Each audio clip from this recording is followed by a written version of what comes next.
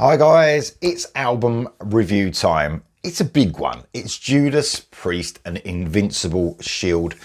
This album came out on March the 8th. It's the 19th studio album from this classic heavy metal band, the Metal Gods. 2018 saw Firepower come out. A brilliant album. So we've waited, what, 6 years for the new one. 4 singles have been released so far. There's 14 tracks on this album. 3 of them are actually bonus tracks. We'll get onto the tracks in a minute. So with the bonus tracks, we are over an hour of music, 63 minutes and 48 seconds long. Now, usually that would be, you would say, too long for an album. Maybe not the case here. Maybe not the case at all. This was produced, let's get onto the production, the sound of this album first. This was produced by Andy Sneap. And I've got to say, he's really done a brilliant job on this. Sometimes I can find Andy Sneap's production a little bit too safe, a little bit too clear. I don't know if you guys know what I mean, not raw enough at times. Like, it needs a raw edge sometimes. I think sometimes it feels a little bit too safe. I think he's just really perfected the production on this. So he's got a really beefy, meaty sound like he does on his production. But on this album, it feels like he's got this little tiny bit of raw edge that just makes it a little bit more energetic and brings out the best in the band. My favourite production of Andy Sneap so far, without a doubt. It's a great sounding album, even better than Firepower, and that sounded amazing. So, is the album any good? Well, if you watch my channel and follow my channel from the beginning, you'll know that I like Judas Priest, but they've never been one of my favourite bands. So, and I know that's sacrilege in the metal world, I know this. And you have to forgive me for that, but you like what you like. So it's not that I've not liked Judas Priest. It's just not been top tier for me, you know, just my choice, just what I like. You know, we all like what we like. So there's a fear, isn't there, when a new Judas Priest album comes out from pure fans who love Judas Priest that much, that everything they bring out is going to be the most amazing album ever. It's going to be the best thing they've done, because that's sometimes how fans react. You know, they just want the best for their band, and sometimes their reviews or the way they think about an album can be distorted because you love the band so much. So almost the same as if you don't like a band, your view of that album can be decided even before you probably hear the first song. So what I love about this doing this review, is that I'm not the most massive Judas Priest fan, as most people are. So I'm going into this, you know, just to listen to it and see how good it is, but not have that biased review as the most massive Judas Priest fan. Growing up, I suppose for me, it was Iron Maiden mainly, some early Def Leppard, stuff like that. But there was lots of bands I loved growing up. But one of them was Judas Priest I touched upon. I had a couple of albums, but they was never, like, for me, one of my favourite bands, just one of those things. So it's great that I can say this album is just pure class. And I know that if I say it's my favourite Judas Priest album, that's not just because I'm a biased Judas Priest fan. That's because I believe it's the best Judas Priest album. That's what I think it is. I think they've just perfected everything they've done all over the years, and it's come together in a culmination which could be their last album being their best album, in my opinion. And like I said, I've got no distorted views that, you know, Judas Priest are the best band in the world and every album is their best. And that's how I feel. I think this is their best album. From start to finish, it's just a monster of an album. I love this album. It's so much fun to listen to. The 63 minutes literally flew by. And normally I would be one of these people that thinks, oh, 63 minutes, man. 14 tracks. That's a bit much. I didn't feel that once listening to this. In fact, out of all the legendary bands, rock and metal bands that have brought albums out over the last few years, this is by far the best album from all those bands. So even if you go back, and it's going back a long time now, I can't believe how long it is. If you go back to Sabbath's last album, 13, I mean, that was 11 years ago now. Amazing that it's 11 years ago. There was good moments on that album, But by far, you know, I mean, it divided fans, you know, quite a bit, and me included. I was a massive Sabbath fan, especially the Dio era, but I loved Ozzy period as well. And, you know, what I can say about this album, this Judas Priest album, is that I don't think it could divide fans. I don't think there's anything a fan of Judas Priest could listen to on this album and go, you know, that's a poor album. I really don't. I can't see a fault in it, and I can't see it upsetting any Priest fan, in my opinion. Maiden's album in 2021. I can't believe that's 2021. Senjutsu. Divided fans, me included, got bored of it. Too long, meandered too much. Great things happened on the album, but it wasn't all great. Metallica's 72 Seasons, the same sort of problems as the Iron Maiden album for me. Took too long to get to the point, got bored of it, don't really listen to it no more. Megadeth made a really good attempt at a really great album, The Sick, the Dying and the Dead. But all round, you know, not as good as this Judas Priest album. And we're talking maybe not metal, but Def Leppard's Diamond Star Halos. Oh, I mean, man, but they could have gone back. You know, they touched upon a bit of rock music. They got a bit heavier in like one or two songs, and everyone lost their minds. But, you know, if you actually look at that Def Leppard album, no way is that going back to any sort of classic Def Leppard sound. So I think Judas Priest have nailed it and have easily produced the best legacy band album out of all those bands and many more. An amazing album which will be, I can guarantee, my top albums of the year. And, you know, like I said, not a massive Judas Priest fan, but I'm a massive fan of this album. I really am. So let's talk about the performance of the band on this album first, before we get onto the songs. Rob Halford, I mean, man, he does an amazing job on this album. I think, you know, I've spoken about Rob Halford's voice as well. He you know, I know he's known as the voice of metal, if you like.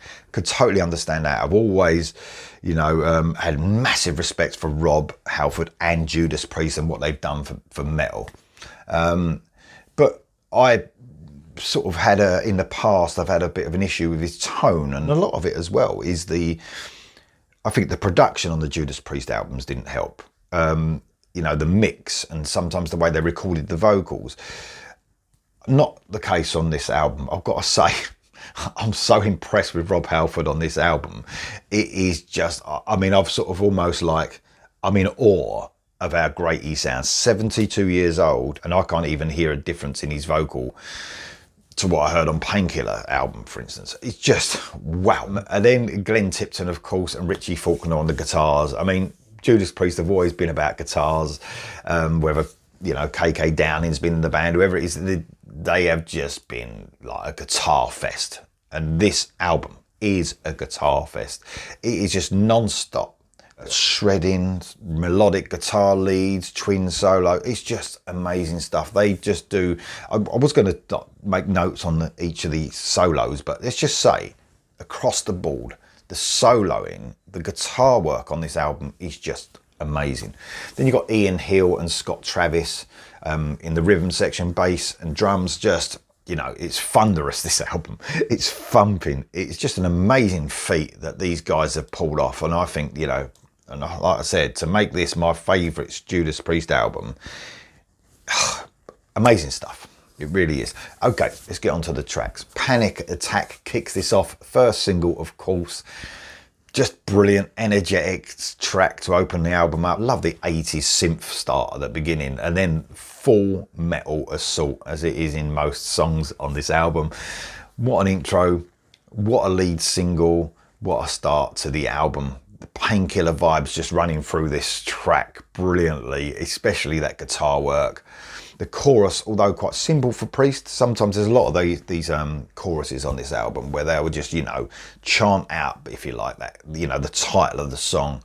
Nothing wrong with that, as long as it's done with class and they really hit the mark on this opening track. The Serpent and the King is the next track. Even more Painkiller vibes for me on this, and especially the vocal delivery by Rob Halford, man.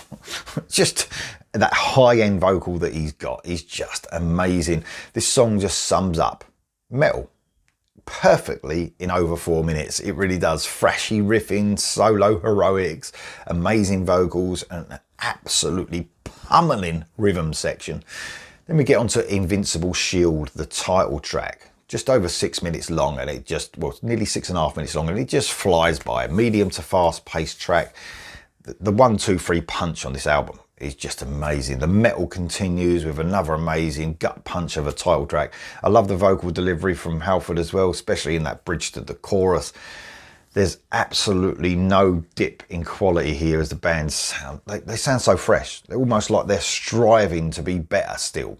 And man, after all these years, over 50 years in the business, amazing. So fresh, so exciting. I'm so fucking impressed. Next is Devil in Disguise. Love this track. Almost bluesy metal riff kicks this off, and they slow it down slightly. Although it's less metal, it's no less heavy and hits in a sort of different way. Loads of groove in the riffs and the rhythms, the perfect track order as well. I mean, the way they put this track to hit you with that 1, 2, 3 punch and then to slow it down slightly. Brilliant start to the album. Gates of Hell is the next track, another cool intro, and the way the twin lead kicks this song off is just so fucking cool. It's very catchy, but again, no heaviness lost at all through the album. Love the vocal melodies here from Rob Halford. Well thought out and extremely well sung. Has a bit of, you've got another thing coming for me. A little bit of that feel to me. That's what it reminded me of when I heard the song. Great song. Then you get Crown of Horns. This was a single, very melodic. Very cool. I love this track actually. Priest at their most melodic for sure. Again, vocal melodies are so well written. I think that's where, you know, don't mean to, I suppose you've got to mention KK's Priest here. I'm going to, I mean, I like that last album they brought out, but man, some of the melody in those vocal lines, the way it was written wasn't great and, you know, very easily forgettable. Not the case throughout this Priest album, especially in songs like this. So catchy and so hooky. You can see why they've brought this song out as a single as well. It gave a great feel in the lead up to the album of what, you know, the band has in store across the album. A great example with all the 4 songs. Next up is As God Is My Witness, a pounding track by the band. They're back, you know, pounding away. A frenetic riff just works its way through the verses until we get another cool chorus.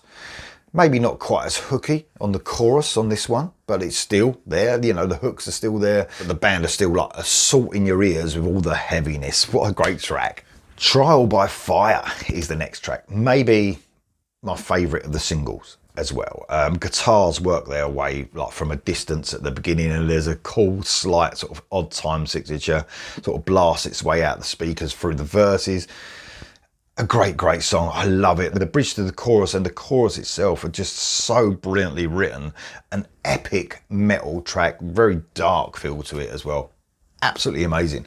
Escape from Reality, another great track. A riff starts that almost could be like on an Alter Bridge album or something, like a modern metal album. That the way that kicks in, it soon changes though, and they sort of hit that more metal mode almost immediately. Actually, that first riff really had a Alter Bridge sound to me. Very fucking catchy. One of the hookiest tracks on the album. Reminds me a little bit of Spectre.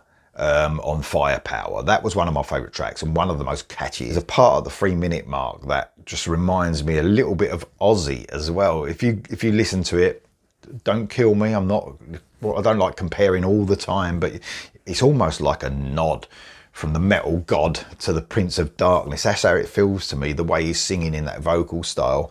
Don't get me wrong, Rob Halford, you know, he's an amazing vocalist. I'm not comparing him to Ozzy Osbourne, but you know, I'm just saying in that little bit, he sounds like he's almost emulating Ozzy and sort of giving him a bit of a nod. That would be cool if he could say he was. Let me know what you think. Sons of Thunder is the next track. A complete riff fest, I would say, on this, heavy but catchy as hell. The band sounds like they are just having real fun, not just on this track, but it seems especially on this track, but across the album. I mean, amazing gang vocals, groovy riffs, and a really cool listen. Next up is Giants in the Sky, another heavy groove laden riff, and what we have is really epic sounding metal track. Some cool sort of layered vocals from Rob Halford. Those riffs in the verses are just so fucking addictive. I love it. A cool medium paced epic track. Fight for Your Life is a bonus track. We're getting onto the bonus tracks now, the last 3 songs. Priest go a bit rock and roll in this sort of riff, going over like a stomping bass line. And dare I say it, don't kill me Priest fans, but I hear almost Appetite for Destruction, Guns N' Roses feel, especially in the verses here. Notice I said Appetite for Destruction. You know, that was a great album. Let's not forget that. But have a listen to the verses here. And again, let me know what you think. Let me know if I'm going mad, but you can let me know. I think having that rock and roll feel sort of, it gives that vibe on this. It's a cool departure from the rest of the album as well. It's almost like it's a really great track, but you can see why also it's a bonus track as well. Then Vicious Circle is the second bonus track. The groove that runs through a lot of the tracks is amazing, and it's just present here as well. An excellent riffing and sometimes chugging metal track that is right up there with the highlights of the album for me. Although it is a bonus track, this probably fits in with the album more than all the 3 bonus tracks. I love the twin lead solo on this one. It's almost showing the fans it's not all about how fucking how much shredding we can do and how amazing we are on the guitars, which they are, but they can also play with so much melody, as proven here.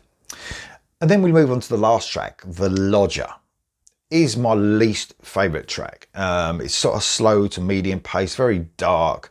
Sort of, for me, the weakest song on the album, but man, it's an album full of brilliant tracks. Let's not forget that. It's like a gothic horror vibe sort of runs through this track.